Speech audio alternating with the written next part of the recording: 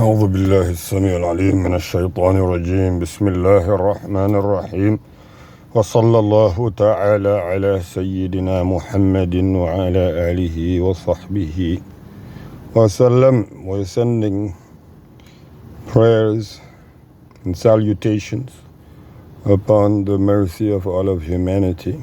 We begin in the name of our Creator, our Sustainer, the most gracious, the most merciful, and we seek His protection and we seek His aid from the evil influence of Shaitan. And we know that our Creator is worthy of everlasting prayers and praises. We invoke upon Him, the Lord of all of humanity, the most gracious, the most merciful. He is the one who is the master of the day of judgment. He is the one who gave us life, sustains us, give us death. And He will resurrect us and ask us to that in which He will hold us accountable for. And He will also judge between us in matters that we have deferred. To proceed as to what we had said prior to the ground invasion, we want to make clear that we're holding the exact position. The invading force must consider completely withdrawing. There are numerous reasons, and the first one is most important, that it's fair and square to say that they're losing in the media campaign. And it's strange because they want to compare the situation to 9/11. They, as in IDF. Of course, we've been trying to get them to understand, but obviously no understanding. So to 9/11, and the problem, 9/11, majority of the world were in support of U.S. forces and came in solidarity for United States. However, under these circumstances, again, you imagine that you have a terror organization, and it's deemed so by this party, that party, Great Britain and all of its subjects. And the population of these nations are coming out in millions, really. The honest truth is that despite this state, this nationalist state, and you have people who know better, that it really is not a religious state of Judaism. It is the nationalist side which was developed 150 years ago. Okay, because of the fact that its doctrination is aligned with colonialization. Now, this is a very sticky point because this is possibly the only thing in which the Israelis are absolutely, I won't say the Israelis, but the Zionists, there's one thing that they're absolutely correct about. If they lose this war, then so will that behind them. Just as Ukraine is saying, if they lose against Putin, Putin will invade from that direction. If they lose this war against the ideology, and strangely enough, the ideology is very advanced ideology, unfortunately.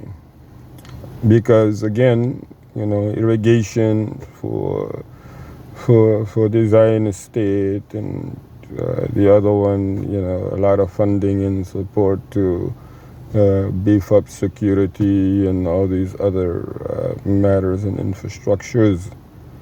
So this is something in which, again, is based off of the labor force. Those at the bottom, again, the class system, there are those at the bottom, they're trying to make sure that they stay poor. Now, even within Israel itself, there have been demonstrations because of the fact that too many people are thinking about their loved ones as, captives in the Gaza Strip. And the psychological issue that it really does have is very, very, very impactful. Even the troops who are on the ground, they're thinking about themselves getting, obviously the worst case scenario is that they are executed on the battlefield, and unfortunately, they also are on their mind that they might get captured themselves. So that's also very psychological strain there. And the next thing is, so on top of the fact that they're losing the media situation, they're losing because popular world global says that just killing is unacceptable anymore. Too many atrocities have happened. And then the truth comes out that you have been conducting a system of apartheid, and there are too many young people today who refuse that. Do you understand? Does everyone understand, or are the senior citizens in Washington on Capitol Hill completely oblivious to the fact that this is not what the population is going to accept going forward? So the one thing they're correct about, if they lose this battle, then imperialism as we know it today is also going to go. And actually, no matter what they do, yes, imperialism is going to be gone because it does not help the majority. It helps a small minority on the top. This is what people have woken up to realize, and saying that equality is equality. There's not this big gap of unfairness and so on. The other problem that they have is the topography. Unfortunately, the Israelis, they had to do what it is that they've been doing over and over since the very early days of the revolution. The very first Intifada 40 years ago. They always go and conduct the same, strategy. These people, Palestinians, back then, they're 40 years older now. Okay. Those who had witnessed it and remembered it, of course. And I remember, stones being thrown at the police and, pipes, and just like a riot and perspective was going on. There were barely any firearms. There was barely a handgun that the rioters had. And they went from that in 2 generations to actually putting up such a resistance that all of the reservists have to be called up. Everybody has to be called up to confront. And it only took 2 generations. What's going to happen another 1 generation? Let's be real about the situation. This is a ground in which they spent, as we see them on top. On the bottom, as obviously every other analyst is saying, and those who are brought out from there saying the same thing, the tunnels. They're not willing to go down inside of the tunnels. You can surround and do as much as you want on top, but at the end of the day and the next day, before that day, they own the real ground. So under those circumstances, it does not matter how long you're going to be there. You still do not have the ground under control. So that's another issue. Third, the mobility of the Palestinians, unfortunately, observing that they were too quick and too fast in outdoing their foes. They were just too fast with it. Yes, Israelis, tanks, go in there, and really, without them, the force itself, the soldier, is incapable practically of doing anything. So he has to wait for, or she has to wait for the armor to move along with it. It's like, and they're already figured out what they're doing with the tanks, and we saw that also, that footage.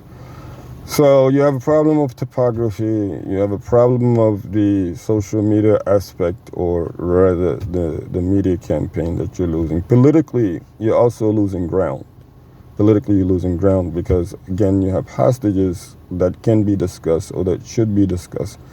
And the demand and the need is there for it to be discussed, and that is being abandoned while you're putting your life on a line because a politician who is corrupt or who is practically losing influence wants to regain influence with this war. So again, the psychological perspective is there. It's very sad. We would urge a direct and immediate ceasefire. We would urge there to be full humanitarian aid, completely and totally restore to the Gazans.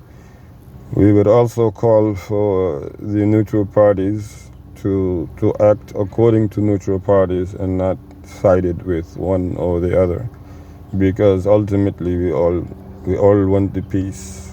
This is the Al-Islam in which we can all be comfortable worshipping the one and only who created us. So that is practically what we had to say about the topic. Our stand from the beginning is a stand till now. And yes, they're flying over, so we will be on our way, inshallah. Jazakumullahu khairan. Wassalamu alaikum wa rahmatullahi wa barakatuhu.